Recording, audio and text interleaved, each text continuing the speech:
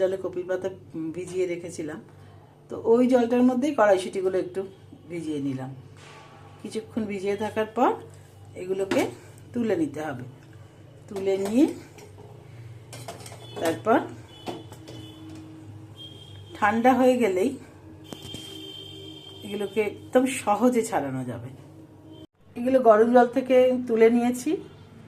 এবার দেখুন কিরম ছট করে কড়াইশুঁটি সব ছাড়ানো হয়ে যাবে নিমেষের মধ্যে।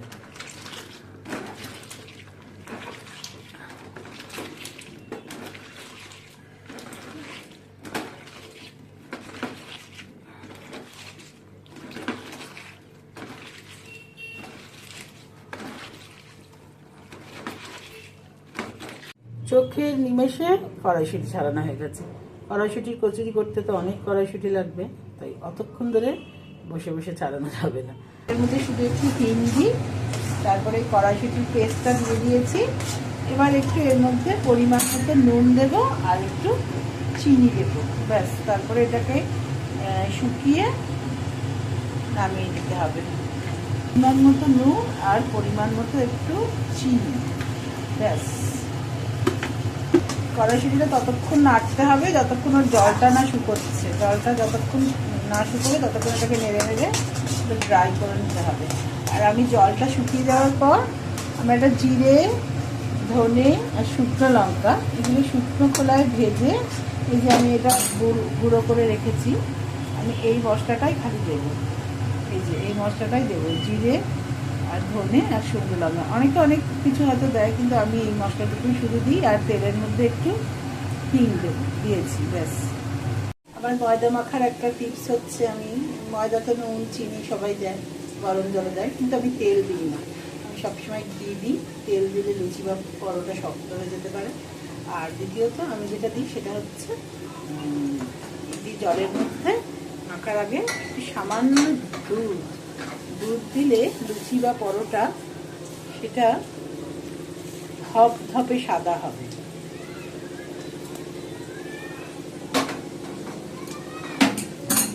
আমার ময়দা মাখা কমপ্লিট হয়ে গেছে। এরপর এটাকে একটা ভিজে কাপড় দিয়ে খানিকক্ষণ রেখে দেবো। খুব সহজ পদ্ধতিতে একেবারে ফাঁকিবাজি একটা আলুর দম, কিন্তু খেতে অসাধারণ হয়। যারা খেয়েছে আমার বাড়িতে তারা সবাই জানে। আমি তেলের মধ্যে একটা তেজপাতা, একটু এলাচ, দারচিনি ফোড়ন দিয়ে দিয়েছি। আর আলুগুলো আমি আগে থেকে একটু তেলে ভেজে তুলে রেখেছি। ফাঁকিবাজি দেখো কেন বলছি, যখন বাড়িতে সবসময় আমাদের সব কিছু থাকে না, যা থাকে তাই দিয়ে রান্না করতে হয়। এই যে আমি এখন এটার মধ্যে কী ঢেলে দিলাম দেখো, সামান্য একটু দুধ।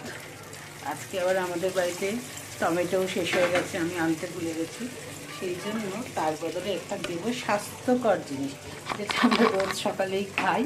সেটা হচ্ছে দেখো আমার কাছে এই যে অ্যাপেল সিডার ভিনিগার আছে, এটা আমরা রোজ সকালেই খাই। যাই হোক, আমি দিয়ে দিলাম এর মধ্যে একটু সামান্য ভিনিগার, ঠিক আছে।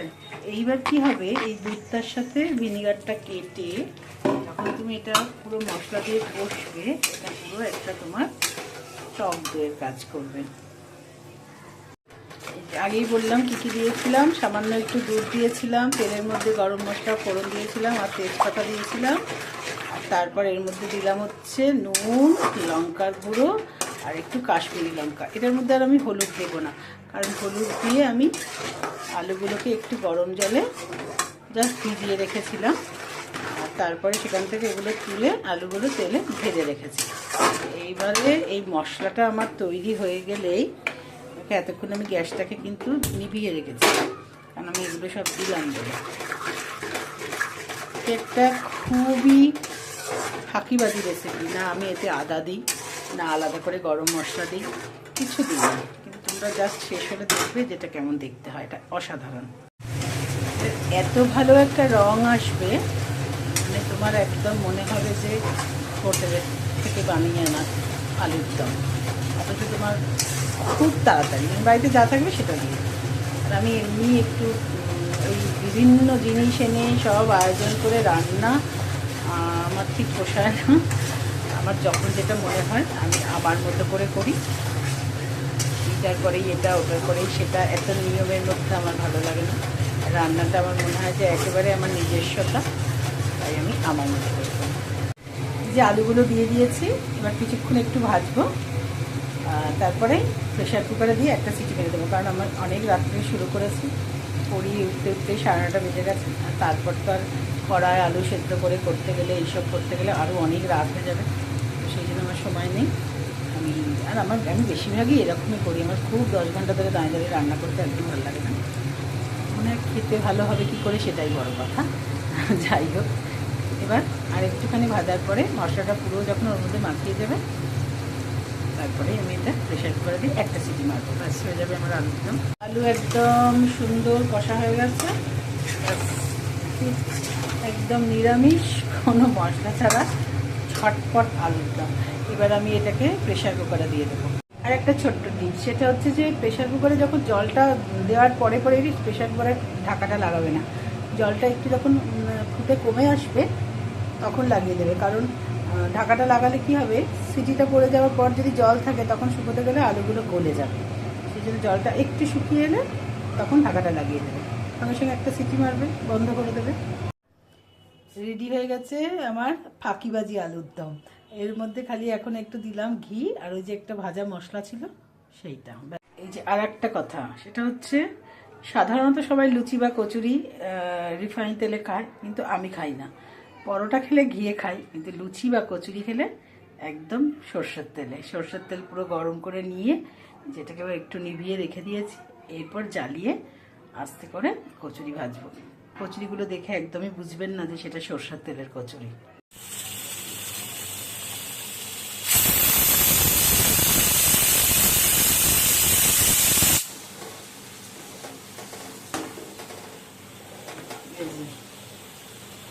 দারুণ দারুণ।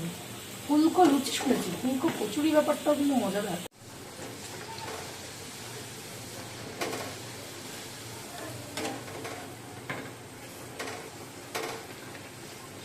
প্রত্যেকটা কচুরি ফুলবে।